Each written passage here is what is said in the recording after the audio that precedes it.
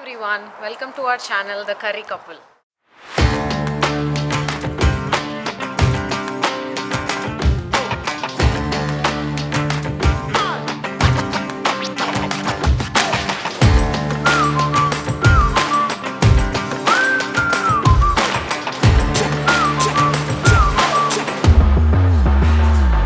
Hi everyone, I'm Amit behind the camera, and this is Neha walking in front of me.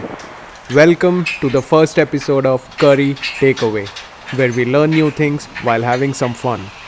In today's episode, we will talk about Neha's journey to Google while having some delicious Indian food at Eatan in Bay Area. Hey Neha, let's start from the very beginning.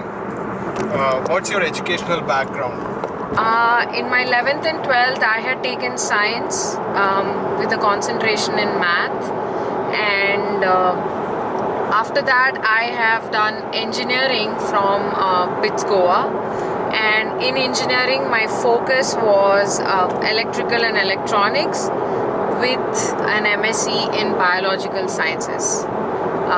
Yes, they are very different, they are not related, and I'll speak more about it. But that's my educational background. Can you shed some light on if it's necessary to graduate from a certain college to get into Google? It's very simple. It's definitely not necessary to graduate from a certain brand or set of colleges. Google is very inclusive and open about the kind of studies you've done or any college that you graduate. So we are finally at Etan and Neha is checking in.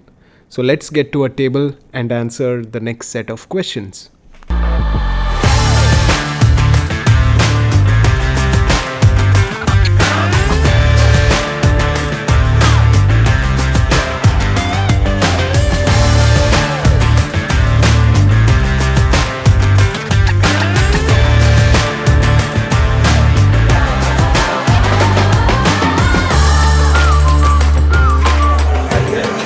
Okay, so we just ordered the food. So, Neha, can you tell us more about your professional journey? How did you move to Google? Through my campus placements in my final year of engineering, I got through ZS Associates as a business operations associate, where I had to where the team was involved in running and improving a client's business operations and processes. So that was majorly my role. And after working there for a few months, I was looking for a change. And we always assume that Google is a tech company, you only have tech roles, but that's definitely not the case. There are roles for everybody out there. So I was able to research through that and figure out some roles which were relevant for my background, and that's how I came across the role of campaign manager, and I applied for it. My resume got shortlisted, and I was invited for the interviews, which I was able to clear and finally land the job in Google.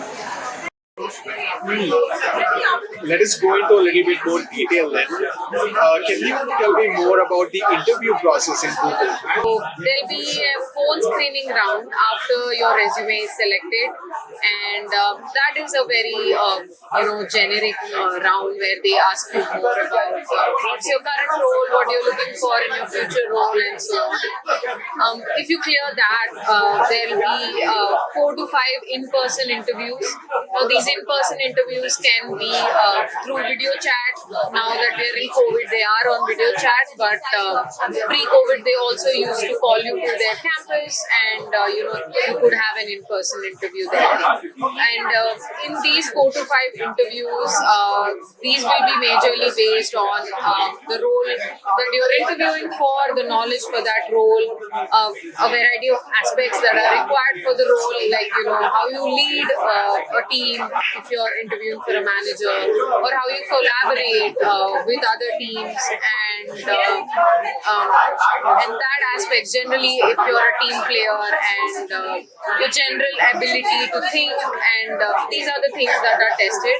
One very interesting thing is that before your interview, Google generally shares the list of things or what you should prepare for, which I find very interesting, and I've not seen that in a lot of companies. You know, it's like giving away the syllabus before the exam. Enough of questions for now. The food is here, so let's get digging.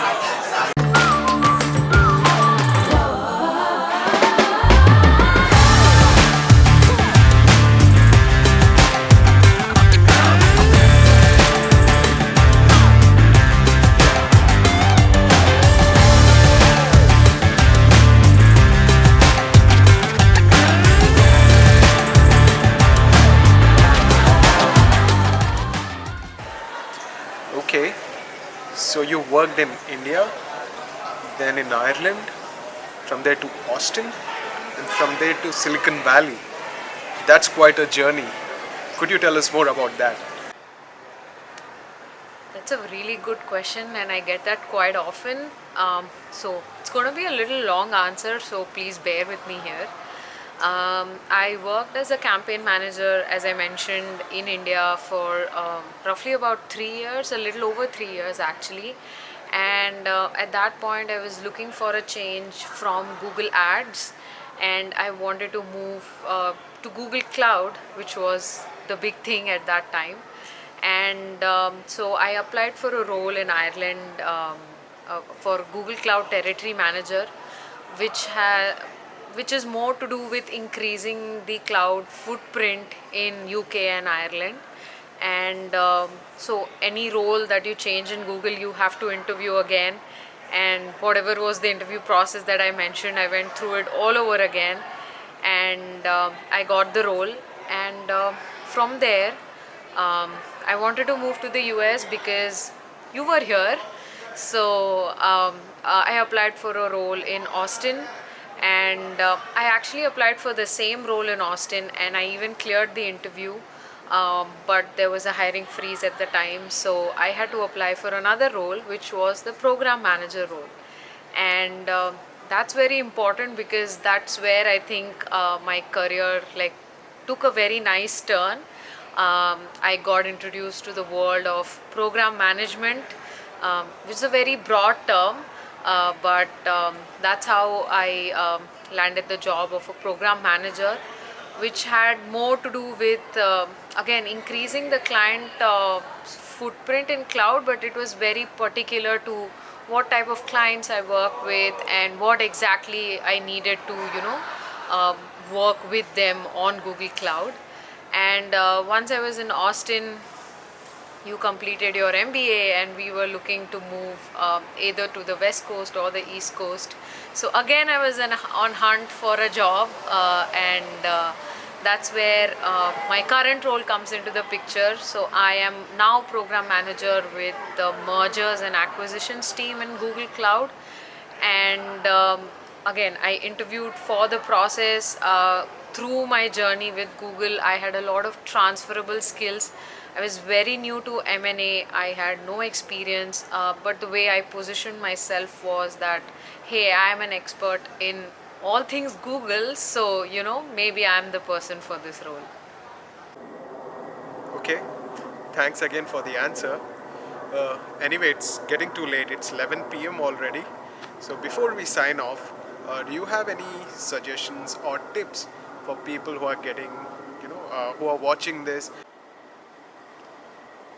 So I have three suggestions for anybody looking to get into Google, or any job in fact. So these are my three suggestions. The first thing is perseverance. Never give up just with like one try. Like keep continuing. When I mentioned my journey, you must have thought that hey, she applied for a job and she got it.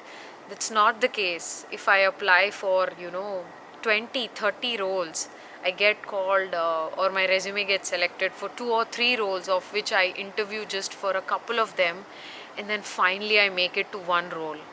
And that's really it takes a lot of patience and perseverance to do that. So that's my first suggestion. The second one will be don't feel shy asking for help. It's your life, it's your career. If the other person helps or not is up to them, but asking for help is something that's in your control and you can definitely do. I reach out to people on LinkedIn, or through other friends or any other acquaintances that I know, and I try to get all the help that I need before I interview for the role, or even when I'm working in a role and I want to learn more. So I would definitely suggest anyone watching this that please don't shy away from asking for help. And the third one, the most important one, is you need to develop your skills for the role or for the position you're trying or aiming for. If you don't have them today or you get rejected, it's totally fine. Just work towards it. I think an easy example would be that most of the roles in Google require you to know SQL. It's not rocket science, or it's not something that we really can't learn. I wasn't good at it, I didn't know anything about it, but because I required it for my roles, I went ahead, took some sessions online. Nowadays everything is available on YouTube or Udemy, or whatever is the mode you prefer, and go there and learn those skills and then apply for the job. You will see the difference. Thank you so much for watching the video with us today. If you liked our video, please don't forget to hit the like button, and if you learned something from our video, please subscribe to our channel and hit the bell icon, as we'll be sharing more videos. And so this is the Curry Couple signing off and bringing some spice into your life.